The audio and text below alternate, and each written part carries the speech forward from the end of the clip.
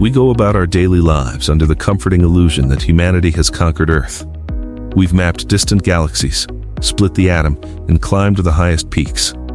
But the moment you step off the coastline of the United States and look down into the open blue, the rules of reality completely reset. You are looking at a locked door, and something ancient is holding the key from the other side.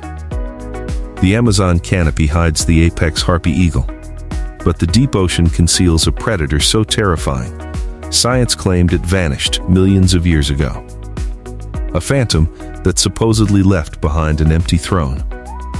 But what if it never actually left? Prepare yourself, because we are about to step into the midnight zone where human technology begins to implode, and the ultimate ghost hunt begins. Consider this terrifying metric. Human science has mapped the barren, dusty surface of Mars and the Moon with near-perfect precision. Yet, over 80% of our own oceans remain completely unmapped, unvisited, and entirely unexplored. Think about that the next time you go swimming at the beach. We are living alongside a massive, ink-black void that hides secrets older than humanity itself. For decades, mainstream marine biology comfortably assumed that all modern apex predators were accounted for. But a series of bizarre, highly classified tracking anomalies have shattered that confidence. Why is the ocean floor fiercely guarded by the physics of crushing pressure? Because nature keeps its masterpieces hidden. And right now, the clock is ticking as a new question haunts researchers. What happens when the abyss decides to look back? To understand the scale of what we are tracking, we must first look at the undisputed ruler of the modern surface ocean, Carcharodon carcharias, the great white shark. With millions of years of evolutionary perfection, up to 300 serrated teeth, and the ability to detect a single drop of blood in 25 gallons of water, it has absolutely no natural rivals. It doesn't hide. It doesn't flee. It occupies the top of the food chain with absolute authority. Or at least, it's supposed to.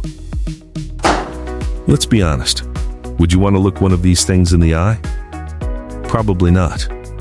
But what if I told you there is something lurking just a few thousand feet below that views this 4,000-pound killing machine as nothing more than a helpless bite-sized snack?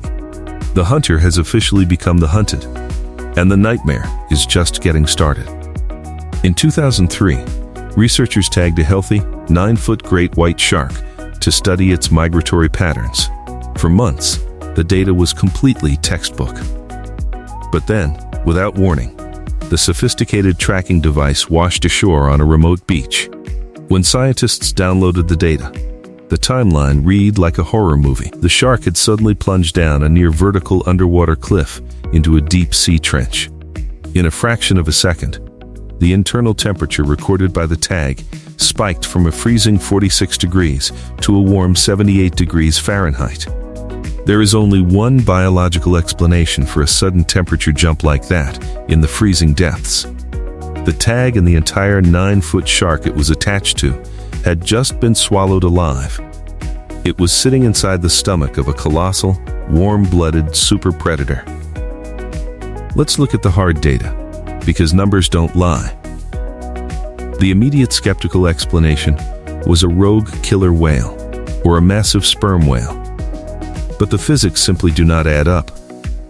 Killer whales do not dive to those extreme crushing depths, and sperm whales do not hunt great white sharks.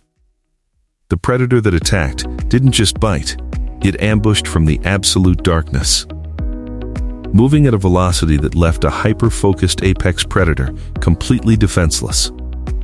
To maintain a core temperature of 78 degrees at the bottom of a freezing trench requires an unimaginable biological mass. We are talking about a creature that requires tons of meat just to survive the afternoon. So, unless a giant underwater kraken suddenly learned how to digest sharks, science is looking at a massive loophole in our understanding of extinction. If you're still skeptical, take a look at the recovered research equipment. Heavy-duty steel camera cages, engineered to withstand thousands of pounds of hydraulic pressure, have been pulled up completely ruined. The thick metal bars are violently bent, twisted and scarred, with deep, jagged gouges that cut completely through the anti-corrosive coating. Honestly, it looks like it was chewed on by an oversized toddler with an attitude problem. These aren't scratches from a curious dolphin. These are distinct, multi-inch gouges, carved directly into reinforced industrial steel. Whatever did this didn't even notice the cage was metal. It simply bit through it to get to the bait inside. It makes you wonder if human engineering folds like wet cardboard against this thing. Why are we still dropping tiny plastic toys down there into a demolition derby? Something down there has a bite force we cannot even calculate. But the physical marks are only half the mystery. The auditory proof is far louder. Highly sensitive military sonar arrays designed to track silent nuclear submarines have repeatedly picked up unexplained, ultra-low frequency thumping originating from the unmapped trenches of the Pacific Ocean. These aren't the vocalizations of a whale or a dolphin. This is the rhythmic, heavy biological movement of a massive underwater engine. It is a sound that matches the acoustic signature of a colossal predator displacing thousands of gallons of water with every single stroke of its tail. It moves through the dark valleys of the ocean floor, completely invisible to our satellites, leaving nothing behind but a shadow on a radar screen and a chilling question for the Navy captains listening from above. Mainstream academics argue that prehistoric super predators like the megalodon could never exist today because the surface oceans cooled down millions of years ago.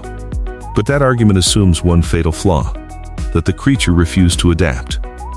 What if a remnant population did exactly what apex predators do best: survive? By trading the warm, crowded surface waters for the pitch-black isolation of the deep trenches, they entered a kingdom completely untouched by human hands. Down there, food is scarce, but the competition is entirely zero. They evolved to become the ultimate ghost, utilizing the crushing, pitch-black layout of the deep sea to mask their presence. They traded sight for hypersensitive acoustic tracking, transforming the dark into their absolute weapon. They didn't go extinct, they just changed their address. Think about the sheer scale of the deception.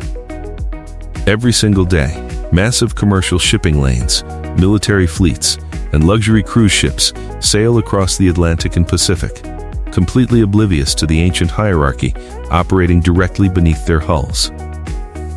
We pride ourselves on our global knowledge, yet we are essentially sailing paper boats over an untamed wilderness. The ocean is a locked door, and human science has barely scratched the surface of the keyhole. It is a chilling reminder that no matter how advanced our technology becomes, we are still guests on a planet dominated by a silent, fluid abyss. The phantom we are hunting isn't a myth from the past, it is an active, breathing component of our modern ecosystem, watching our lights from the shadows.